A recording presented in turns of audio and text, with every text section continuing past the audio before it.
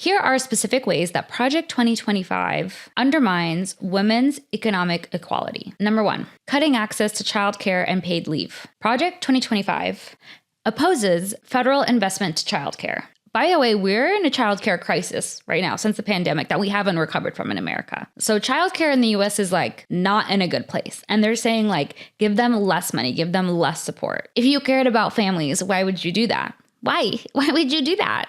Because if childcare is expensive and hard to access, aka you're living in a childcare desert or you just can't afford it, more women are gonna choose to stay home. It's not a choice if you can't afford the alternative, but okay. Project 2025 also wants to end federal mandates for paid family leave. The second way they are doing this is by attacking DEI policies. Project 2025 wants to eliminate DEI initiatives and well on their way to doing so. We've seen it in the way that DEI has been slashed from federal agencies and publicly funded institutions. I saw that medical schools could lose their funding if they talk about like the way that race plays into like medical things, like acknowledging racism and like the health disparities that causes, like they could lose their funding for that.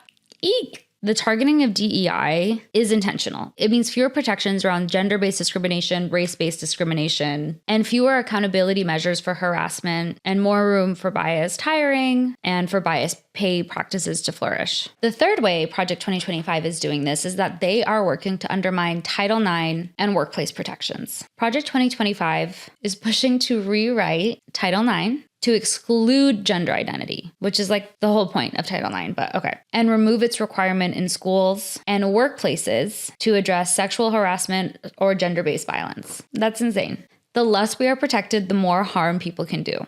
And that is the whole MO here.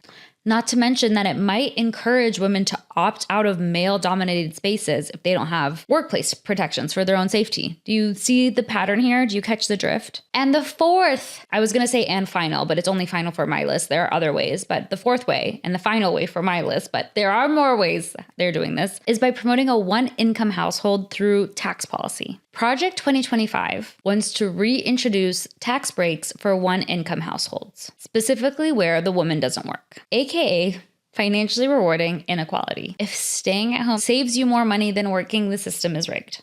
Why does this matter? Well, first of all, this isn't random. This is strategic.